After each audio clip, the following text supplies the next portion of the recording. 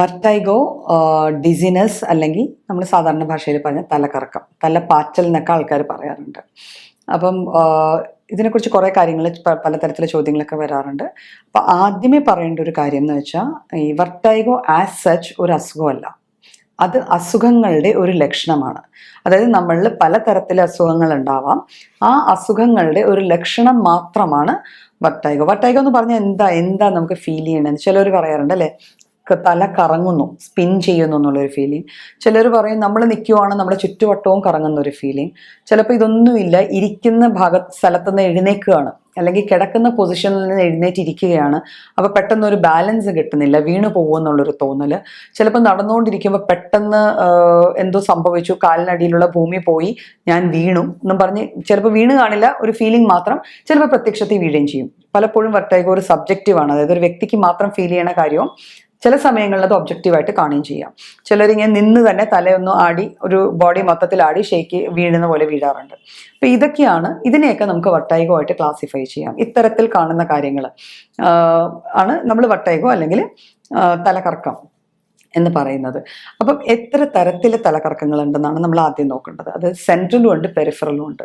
Central എന്ന് പറയുമ്പോൾ നമ്മുടെ ബോഡിയിലെ CNS, അതായത് നെർവസ് സിസ്റ്റം, അല്ലെങ്കിൽ നമ്മുടെ ബ്രെയിനും നാഡീവ്യൂഹങ്ങളും കൂടെ ചേർന്ന ഒരു സിസ്റ്റം ഉണ്ടല്ലോ, ഈ സിസ്റ്റത്തിൽ എന്തെങ്കിലും ഒരു പ്രശ്നം വന്നാൽ അതിനെയാണ് നമ്മൾ സെൻട്രൽ വർട്ടൈഗോ എന്ന് പറയുക. സെൻട്രൽ നെർവസ് സിസ്റ്റമായിട്ട് ബന്ധപ്പെട്ട് വരുന്ന അസുഖങ്ങൾ കാരണം ഉണ്ടാകുന്ന വർട്ടൈഗോ ആണ് നമ്മൾ സെൻട്രൽ വർട്ടൈഗോയും. പെരിഫറൽ എന്ന് പറയുമ്പോൾ പുറമേ ഉള്ളത്. അപ്പോൾ ഈ പുറമേ ഉള്ളതെന്ന് പറയുമ്പോൾ നമ്മുടെ സെൻസ് ഓർഗൻസ് ആണല്ലോ. വർട്ടൈഗോയിൽ എപ്പോഴും ഒരാളുടെ ഫീലിങ്സ് ആണ്. അപ്പം ചെവി അല്ലെങ്കിൽ കണ്ണ്, ഓക്യുലാർ അല്ലെങ്കിൽ വെസ്റ്റിബുലാർ. അപ്പം കണ്ണുമായിട്ട് ഇതിൽ വരുന്ന എന്തെങ്കിലും, കാഴ്ചയിൽ വരുന്ന ചില പ്രശ്നങ്ങൾ കൊണ്ടോ കേൾവിയിലോ ചെവിക്കുള്ളിൽ ഉണ്ടാവുന്ന ചില പ്രശ്നങ്ങൾ കൊണ്ടോ ഉണ്ടാവുന്ന തലകറക്കത്തെയാണ് നമ്മൾ പെരിഫറൽ വർട്ടൈഗോ എന്ന് പറയുക. അപ്പോൾ വർട്ടൈഗോ ഈ രണ്ട് തരത്തിലുണ്ട്. ഇതിനുള്ള കോസസ് എന്തൊക്കെയാണ്? അപ്പോൾ വർട്ടൈഗോയ്ക്കുള്ള ഒരു പ്രൈം കോസ്, ഒരാൾ തല കറങ്ങിയ ഉടനെ ആദ്യം നമ്മൾ എന്താ ചെയ്യുക? ഏത് ക്ലിനിക്കിലോ ഹോസ്പിറ്റലിലോ പോയി ആദ്യം ചെയ്യണം, നമ്മൾ അവരുടെ ബ്ലഡ് പ്രഷർ നോക്കും അല്ലേ. അപ്പം BP, ഒരു ബ്ലഡ് പ്രഷർ ഒരു മെയിൻ ഫാക്ടറാണ് വർട്ടൈഗോ വരാനായിട്ട്. പിന്നെ വർട്ടൈഗോക്കുള്ളൊരു കാരണം എപ്പിലെപ്സി, അല്ലെങ്കിൽ ഈ സീഷറൽ അറ്റാക്സ്, അല്ലെങ്കിൽ ജന്നി പോലെ വരിക, കോട്ട് വരിക എന്നൊക്കെ പറയില്ലേ. അപ്പോൾ സീഷേഴ്സിൻ്റെയും ഒരു ഫീച്ചറാണ് വർട്ടൈഗോ. അപ്പോൾ സീഷേഴ്സ് ഉള്ള ഒരു വ്യക്തിക്കും തലകറക്കം ഉണ്ടാകാവുന്നതാണ്.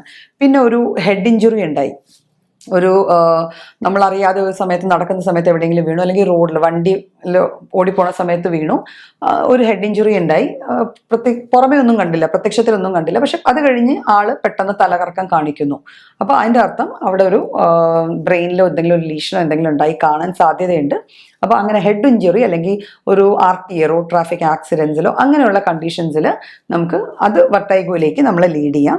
ഇതുകൂടാതെ ചില ഇൻഫെക്ഷൻസ് വന്നു കഴിഞ്ഞാൽ, അതായത് ഈ എൻകെഫലൈറ്റിസ് പോലത്തെ ഇൻഫെക്ഷൻസ്, ബ്രെയിൻ ഇൻവോൾവ് ചെയ്യുന്ന തരത്തിലുള്ള ഇൻഫെക്ഷൻസ് വന്നു കഴിഞ്ഞാൽ ആ ഇൻഫെക്ഷൻസ് മാറിപ്പോയാലും നമുക്ക് വർട്ടൈഗോ ഉണ്ടാവാം.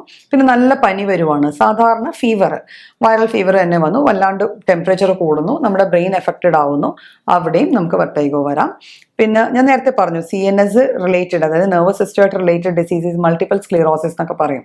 അതായത് നമ്മുടെ ഈ നെർവ്സിന്റെ കോട്ടിങ്ങിൽ വരുന്ന ഒരു തരം അസുഖമാണ്. അപ്പോൾ ആ അസുഖങ്ങൾ, ആ തരത്തിലുള്ള അസുഖങ്ങൾ, അവയൊക്കെ കാറ്റഗറൈസ് ചെയ്തിട്ട് ഗ്ലയൽ ഡിസീസസ് എന്ന് പറയും. അതായത് ആ തരത്തിലുള്ള കോശങ്ങൾക്ക് വരുന്ന എന്തെങ്കിലും അസുഖങ്ങൾ വന്നു കഴിഞ്ഞാലും നമുക്ക് തലകറക്കം അല്ലെങ്കിൽ വർട്ടൈഗോ ഉണ്ടാകാം. പിന്നെ സിംപിളി വർട്ടൈഗോ വരാൻ കാര്യമുണ്ട് അല്ലെ, ഡീഹൈഡ്രേഷൻ കൂടിക്കഴിഞ്ഞാൽ വർട്ടൈഗോ ഉണ്ടാവാം. സൺസ്ട്രോക്ക് പോലത്തെ കണ്ടീഷൻസ്, സൂര്യതാപം ഏറ്റു കഴിഞ്ഞാൽ, അമിതമായ സൂര്യതാപം ഏറ്റു കഴിഞ്ഞാൽ വർട്ടൈഗോ ഉണ്ടാവാം. അപ്പം ഇതൊക്കെയാണ് വർട്ടൈഗോയുടെ കോമൺ കോസസ്.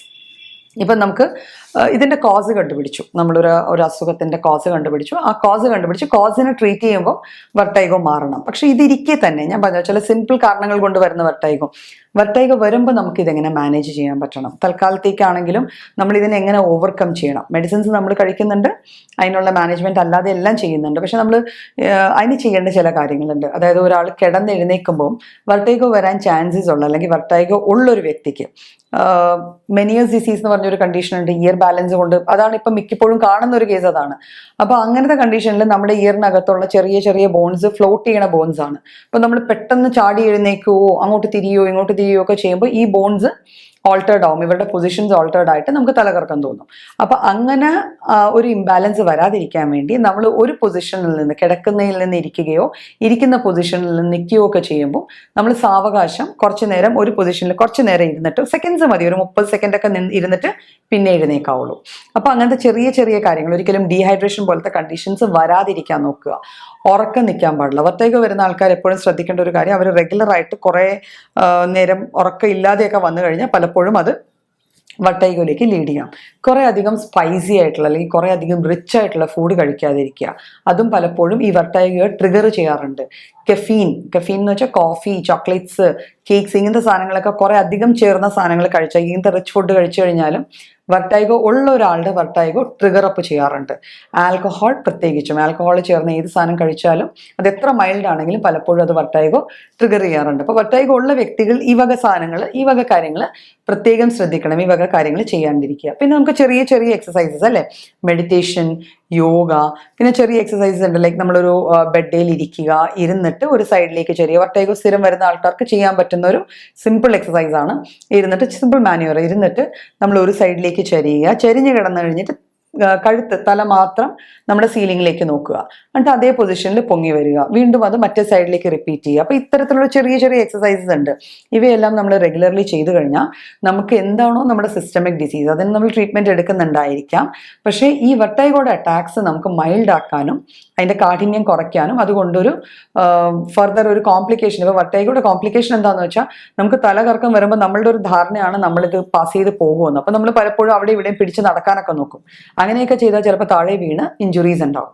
അപ്പോൾ അതൊന്നും ചെയ്യുക, അങ്ങനെ അത്രയും ഒരു സിവിയറിറ്റി വരാതിരിക്കാൻ വേണ്ടി ചെറിയ ചെറിയ എക്സസൈസസ്, മെഡിറ്റേഷൻ, യോഗ, സിമ്പിൾ ആയിട്ടുള്ള ഫുഡ്, കുറച്ചുകൂടെ ന്യൂട്രീഷ്യസ് ആയിട്ടുള്ള വെജിറ്റബിൾസ്, ഫ്രൂട്ട്സ് എല്ലാം അടങ്ങുന്ന ടൈപ്പ് ഓഫ് ഫുഡ് കഴിക്കുക, കുറേ അധികം ഫ്ലൂയിഡ്സ്, വാട്ടർ പ്ലസ് ഫ്രഷ് ജ്യൂസസോ അങ്ങനത്തെ ഫ്ലൂയിഡ്സ് എല്ലാം നമ്മൾ കഴിക്കുക.